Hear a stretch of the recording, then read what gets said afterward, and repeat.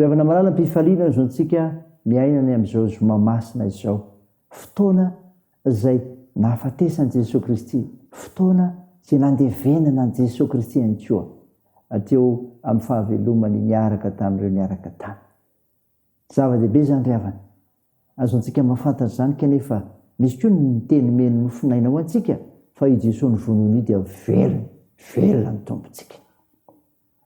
Ho aminareo izay olona voantso, malalo amin'Andriamanitra ray sy voatahiry an' Jesosy Kristy, ampitomina ho anareo ny famindram-po sy ny fiadanana ary ny fitiavana. Amen. Zoma 12 aprily 2022. Iainantsika no hevitra hoe velona ny tompo. Andeha ry havana idera sy akalaza ary mevonanitra n'Andriamanitra isika. Andriamanitra niderako ny teniny, Jehovah niderako ny teniny. Andriamanitra nitrokiko ka tsy mba tahotra aho. Inona nataony io lamiko? Nivady taminao Andriamanitra, dia anatina fanampisaorana ho anao, fa efa nanafaka ny fanahiko tamin'ny fahafatesana ianao. Eny, nanavaka ny tongotra ianao mba tsy ho solafaka. Andehanako anatrehan'Andriamanitra amin'ny fahazavany velona. Amen.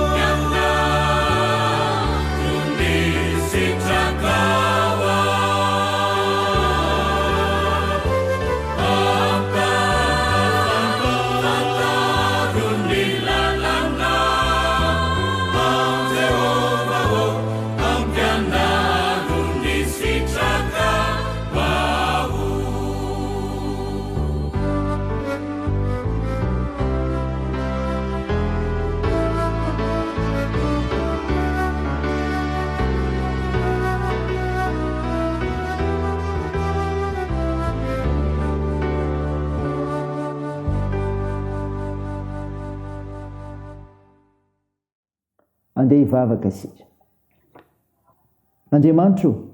Andriamanitra miarika ady sarotra ianao ka amin'ny raharaha sy miady atrehana dia manome anjara toerana miavaka ao ny olona iseho ny voninahitra ao. Ko mankalaza sy miterana me voninahitra narinao masina izay Tompo. Fantatrao ny fahalemenay, ko mangataka famindramponao hatrany izay. Mamindra fo aminay ary mamela ny erikay. Feno ny fananao masina izay anazavanay, ny amin'ny fanambarany teninao Jehovah kina, mba hahaizanay mitombo amin'ny finoana, fa velona ny Andriamanitra ivavahanay. Anaran'i Jesosy Kristy Tomponay novanay izany mivavaka izany. Amen. Ravana malala, ny finaina ao antsika amin'ny teolotia dia araka hitantsika ao amin'ny filazantsara ny sorata amin'ny Matio. Matotoko fa 7:20, ny 9:10 ka hatramin'ny 9:50. Mivaky toy izao anaran'i Jesosy. Ary hatramin'ny ora 9 ka hatramin'ny ora 10 dia maizina ny tany rehetra. Ary ny tokony ho tamin'ny ora 10 dia nianso tamin'ny feo mahery Jesosy ka nanao hoe: Eli, Eli, lama sabachthani. Izany hoe: Andriamanitro, nahoana dia mahafoy ahy ianao. Ary ny sasany tamin'izay nijanona teo raha nandray izany dia nanao hoe: miantso ny Eli ilay io. Ary miaraka tamin'izay ny anankiray teo aminy dia nazakazaka nandray sponjy, ary rehefa natsobony tamin'ny vinaingitra izany ka notohizany tamin'ny volotara dia natohany ho tsetsefan'i Jesosy. Fa ny sasany kosa nanao hoe: aoka hoe izahantsika na ho avy hamonjy azy Eli na tsia. Ary rehefa nianso tamin'ny feo mahery indray Jesosy dia nanolotra ny fanahiny. Ary indro ny efitra lamba tao amin'ny tempoly dia tritra ny zara roa hatrany ambony ka hatrany ambany. Dia niororo amin'ny tany ka nitresaka ny vatolampy. Ary nisokatra ny fasana ka maro afaton'ny olona masina izay efa nodomandry no natsangana ka nivoaka avy tao amin'ny fasana ireo taorian'ny hitsanganan'i Jesosy. Dia nakao amin'ny tanàna masina ka niseho tamin'ny maro. Ary ny kapiteny sy ny fehiny izay niambina an'i Jesosy raha nahita niororo tany mba amin'izay zavatra tonga teo dia raiky tahotra indrindra ka nanao hoe: marina tokoa fa zanak'Andriamanitra io lehilahy io. Ary ny vehivavy maro nitsinjo teny lavitra eny izay nanaraka an'i Jesosy hatrany Galilea ka nanompo azy. Isan'ireny Maria Magdalena sy Maria, ren'i Jakoba sy Josesy ary ny ren'ny zanaky Zebedio. Amen. Ray masino, manamasinana amin'ny fahamarinana, ny teninao ny fahamarinana. Amen. Ravana malala ho aminao ny fiadanana ny amin'ilay Jesosy Kristy maty ho anao ka hamelona ao, hiavananao amin'Andriamanitra. Nofinaina resika teo Mateo 7:20, ny 9:10 ka hatramin'ny 9:50 dia tantara milaza nanomboana an'i Jesosy Kristy tamin'ny Asy-Jalina. Naneho indrindra ireo ady sarotra natrehan'i Jesosy. Inona izany? Ny aizina. Dia maizina ny tany rehetra. Rehefa nivonoana Jesosy ilay fahazavan'izao tontolo izao dia aizina tanteraka ny vokatra izany. Misy akony eo amin'ny voary manontolo fa loran'ny tenan'i Jesosy Tompo, zava-doza no mitranga raha ny fahazavana mihitsy no inina vonoana. Ny vokatra izany dia tsy inona fa fiainanao anaty fahajambana, tsy ahitana lalakombana, fikorontanana. Fantaro ry havana fa na izy mbola tsy nanolo-tena ho an'i Jesosy dia mbola ao anatin'ny aizina hatrany, lavitra ny hazavana. Ireo ady sarotra natrehan'i Jesosy, fisarahana. Nahoana dia nafoy ahy ianao, ny 9:20. Nitondra ny hitantsika teo amin'ny Asy-Jalina Jesosy, tsy misy fomba hafa ampitsarana ny fahatezan'Andriamanitra ray afa-tsy ny faharoran'ny zanany lahy tokana. Ilay zanak'Andriamanitra no nirahana, nanolotra, tsy nendona raha niantsoantso. Izany dia noho ny fitiavana sy ny fanavotana antsika. Tsarovy ry havana fa tena sakana amin'ny valim-bavaka ny ota. Ireo fahazaran-dratsy, sofa teo Jesosy, ilay tsy misy kilema, kanefa tena naiky hitondra ny hitantsika. Ireo ady sarotra natrehan'i Jesosy, fahafatesana ihany koa. Ary nianso tamin'ny feo mahery Jesosy dia nanolotra ny fanahiny, ny 9:50. Teo amin'ny Asy-Jalina no nanehoan'i Jesosy ny fitiavany lalina antsika. Efa nilaza izy fa izay mahafony ainy ho an'ny sakaizany tena manana fitiavana lehibe sy marina tokoa. Izy ihany no nanolotra ny ainy. No tanterahany an-tsitrapo izany ho azy ho anao. Saina izany ry havana, tena Andriamanitra hery ny voninahitra. Amen. Andeha hivavaka isika. Tompo, misaotra ny mofinaina nomenao anay izay milaza fa miarika ady sarotra ianao, aizina, fisarahana, fahafatesana. fa afaka anao zay nitasianao anay tsiraray mafantatra izany. Iavozana isan'andro eo sehitra misy anay. Ary ijoro vavolombelonao marina sy mpanompo mahatokony teninao sy ahaity anao. Ka ianasoa mitokantrano sy ny fiarahamonina misy anay. Jesosy, vonjeo ny firenenay fa sahirana izahay. Koa hiasa mahery mifananao masina, anafona ny asan'ny Satana sy ny ratsy tsy anankehitry anam-pahefana eto amin'ity nosina ity.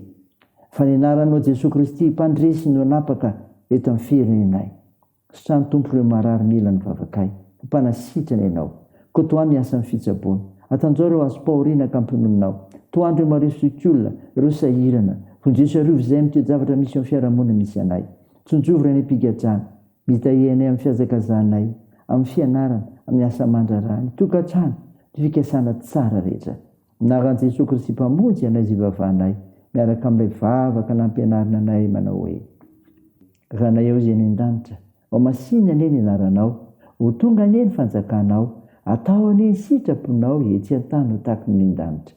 Mionay an'io izay anona sahaza ao anay, ary mamela ny elikay tahaka ny namelanay izay meloka taminay, ary aza mitondra anay amin'ny fakapanahy, fa manafanay amin'ny ratsy, fa anao ny fanjakana sy ny hery ary ny voninahitra mandrakizay. Amen. Raisa fotoana riavana ny tsodrana tontanao anaran'i Jesosy Kristy.